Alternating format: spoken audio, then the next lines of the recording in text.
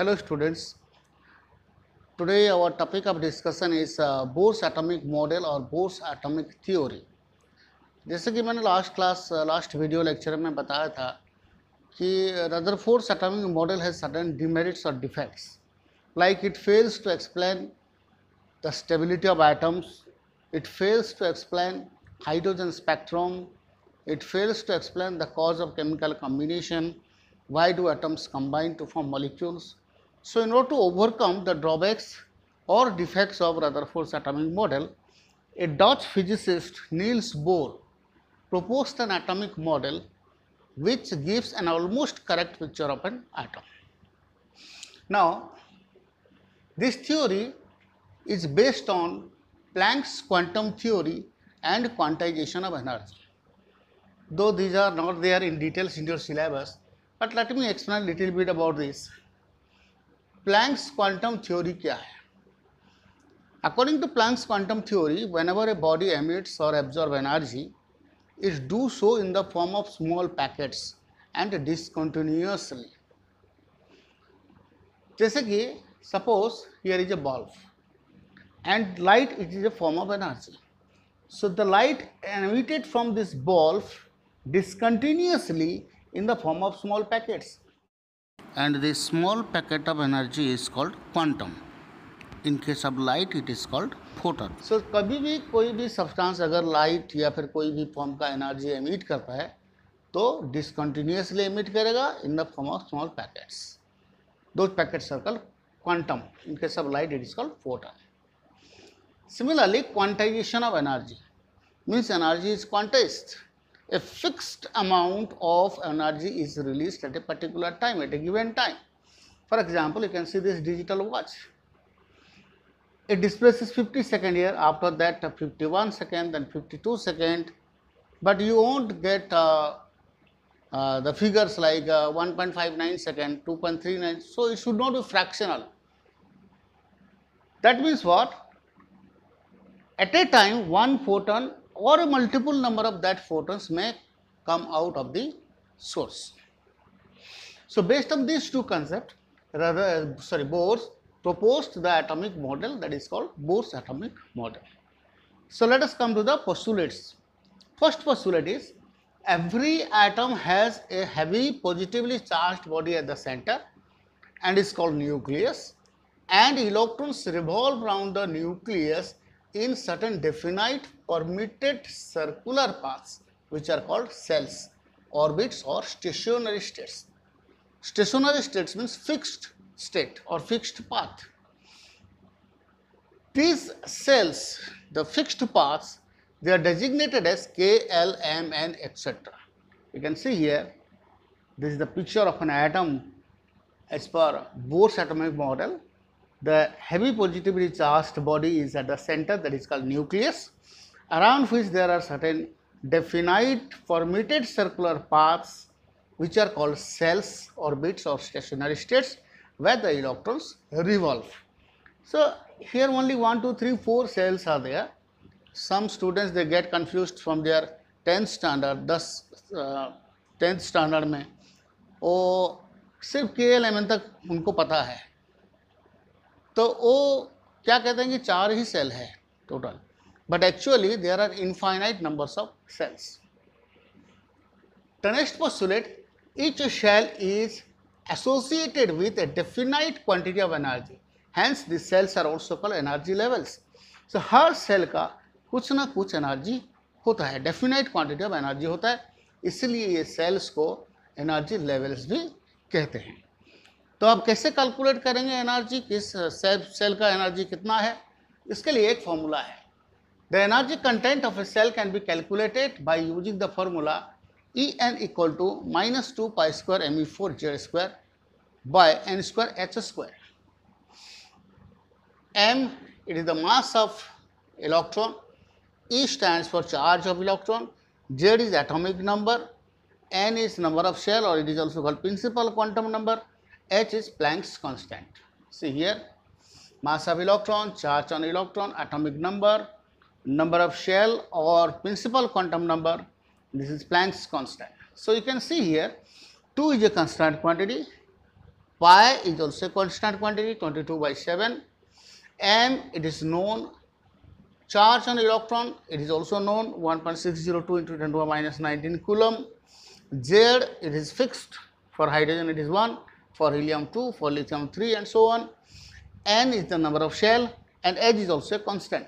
Its value is 6.626 into 10 to the minus 34 joule second. So substituting these values, we get En equal to minus 1312 by n square kilojoule per mole for hydrogen atom. That means Z equal to 1, if we put Z equal to 1 here. Now, if you substitute for N, number of shell, for K cell, the energy content is, for K cell N is equal to 1, the first cell, principal quantum number is 1. So, minus 1312 by 1 square, we are getting minus 1312. Similarly, we can calculate the energy content of other cells like your L cell. So, for L cell N equal to 2, we have to put 2 here in place of N. So, हम लोग को मिला ये value. अब similarly M cell का value ये आ गया. अब ये जो एनर्जी है, देखो ये क्या हो रहा है, इंक्रीज हो रहा है या डिक्रीज हो रहा है. This energy is gradually increasing. Here is a minus sign. So, energy minus 1312, then minus 328, minus 147.8. That means the energy content increases as we move away from the nucleus. That means K cell का energy सबसे कम है, फिर इसका ऊपर वाला L cell का ज़्यादा है, फिर M सेल का ज़्यादा है. वैसे एनर्जी बढ़ता जाएगा जैसे ही हम लोग न्यूक्लियस से दूर जाएंगे, एनर्जी कंटेंट बढ़ता जाएगा. So the energy increases as you move away from the nucleus. इसका एनर्जी सबसे कम है, फिर सेकंड सेल का, फिर थर्ड सेल का एनर्जी है. अब ये जो गैप है, एनर्जी जो गैप है, ये सेम नहीं है. That means the energy levels are not equally spaced. जैसे कि तुम लोग लैडर देखे होगे, ये जो लैडर है सारे स्टेप सेम है इसका, लेकिन एनर्जी लेवल सारे सेम नहीं होते हैं. तो एनर्जी गैप डिक्रीजेस. अगर ये के सेल है, इसका एनर्जी हो गया माइनस 13.6 इलेक्ट्रॉन वोल्ट में, फिर E2 का वैल्यू माइनस 3.4. ये जो दोनों के अंदर जो गैप है ये बहुत ज़्यादा है. फिर जो सेल उसके करीब आ जाता है, फिर सेल करीब आ जाता है, वैसे ही इनफाइनाइट डिस्टेंस में सारे सेल्स जो है मर्ज कर गया. So the energy gap decreases as you move away from the nucleus. The next postulate, though a large number of concentric circular paths are possible around the nucleus, but electrons do not revolve in all those circular paths. They revolve only in those circular paths for which the angular momentum value is a whole number multiple of s by 2 pi. That means angular momentum value MVR, it should be whole number multiple of h by 2 pi. where n is the whole number 1, 2, 3, 4 etc. So अगर यहाँ मास, velocity और ये जो h Planck's constant का value, पाई का value, 2 का value अगर हम लोग पुट करेंगे यहाँ, तो r जो रेडियस है वो निकल के आता है. मान लो कि ये न्यूक्लियस है. अब मैंने क्या किया, इसको चारों तरफ एक तो सर्कुलर पाथ बना दिया और मैंने और एक सर्कुलर पाथ बना दिया यहाँ और एक सर्कुलर पाथ बना दिया. लेकिन कुछ भी सर्कुलर पाथ बना दो, ये सारे सर्कुलर पाथ में इलेक्ट्रॉन रिवॉल्व नहीं करेंगे. कौन से सर्कुलर पाथ में इलेक्ट्रॉन रिवॉल्व करेंगे? जिस किसी भी सर्कुलर पाथ का angular momentum value whole number multiple h by 2 pi होगा, उसमें ही इलेक्ट्रॉन रिवॉल्व करेंगे.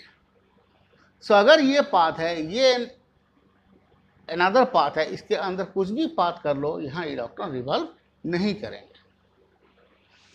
Next postulate it, electronic transition. When external source of energy is supplied to an atom, then the electrons absorb energy and jump to the higher excited state. So suppose I have supplied some energy. How much? E2 minus E1 m/t. अगर इसका energy E1 है, इसका energy E2 है, ये छोटा energy, कम energy है, ये ज़्यादा एनर्जी है. इन दोनों का जो डिफरेंस एनर्जी अगर हम लोग सप्लाई करेंगे तो ये इलेक्ट्रॉन का एनर्जी इसके बराबर हो जाएगा। तब क्या होगा, electron will jump from lower ground state to higher excited state. So electron will jump from lower to higher excited अगर हम लोग एनर्जी सप्लाई करेंगे। लेकिन कोई भी इलेक्ट्रॉन एक्साइटेड स्टेट में स्टेबल नहीं होता है।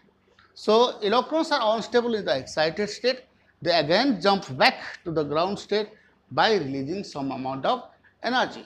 ये अब क्या करेगा, एनर्जी रिलीज करेगा और फिर से ये ग्राउंड स्टेट में चला आएगा।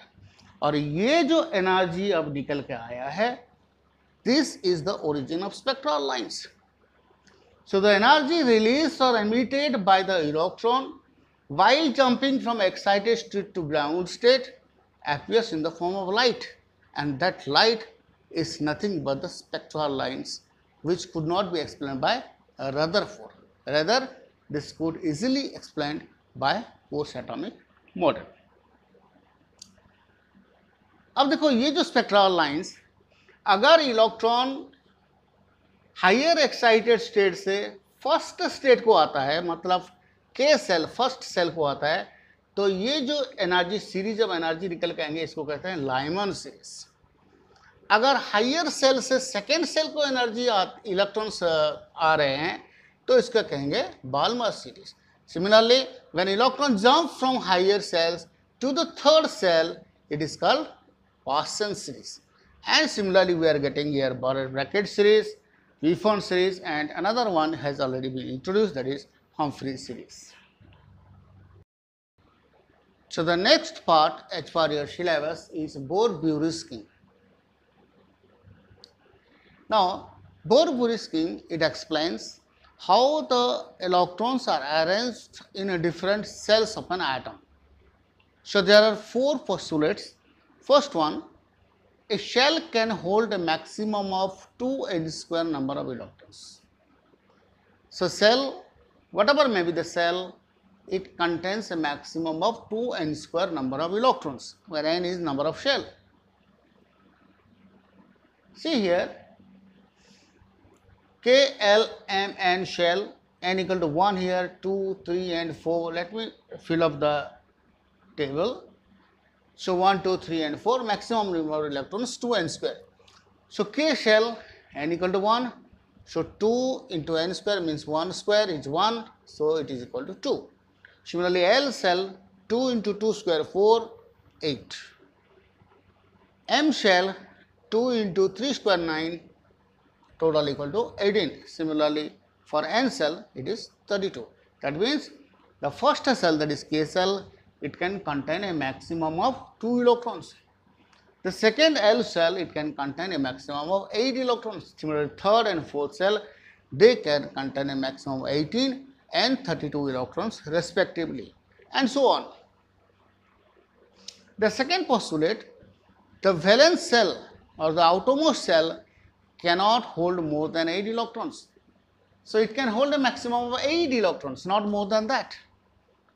Third postulate, the penultimate cell cannot contain more than 18 electrons. It has a maximum capacity of 18 electrons. Penultimate cell matlab the cell just before the outermost shell. So last cell का previous cell को आप लोग कहते हैं penultimate cell. वहाँ 18 electron से ज़्यादा नहीं रह पाएगा. And the last postulate, a higher cell may start filling even before the inner cells are completely filled. ऐसा कभी कभार होता है कि नीचे वाला जो सेल है वो फिलअप कंप्लीट नहीं हुआ होगा, फिर भी हायर सेल को इलेक्ट्रॉन जा सकता है. तो चलो देखते हैं. Item, these are the cells having capacities 2, जैसे कि प्रीवियसली मैंने बताया था. इसका मैक्सिमम कैपेसिटी 2 है, 8 है, 18 है और इसका 32 है. तो हाइड्रोजन एटॉमिक नंबर 1 एक ही इलेक्ट्रॉन रहेगा, कोई प्रॉब्लम नहीं है. यहाँ एक इलेक्ट्रॉन आ गया के शेल पे. Helium atomic number is 2, 2 electron हो गया. लिथियम एटॉमिक नंबर 3, सो हम लोग यहाँ 3 नहीं लिख सकते क्योंकि ये जो के शेल का मैक्सिमम कैपेसिटी 2 है, तो यहाँ 2 इलेक्ट्रॉन रहेगा और एक इलेक्ट्रॉन हायर शेल L को चलाएगा। इसी तरह बेरिलियम 4 इलेक्ट्रॉन है इसका, तो 2 यहाँ 2 यहाँ, this will continue up to neon atomic number 10 मतलब 10 इलेक्ट्रॉन्स, 2 इलेक्ट्रॉन यहाँ और 8 इलेक्ट्रॉन यहाँ।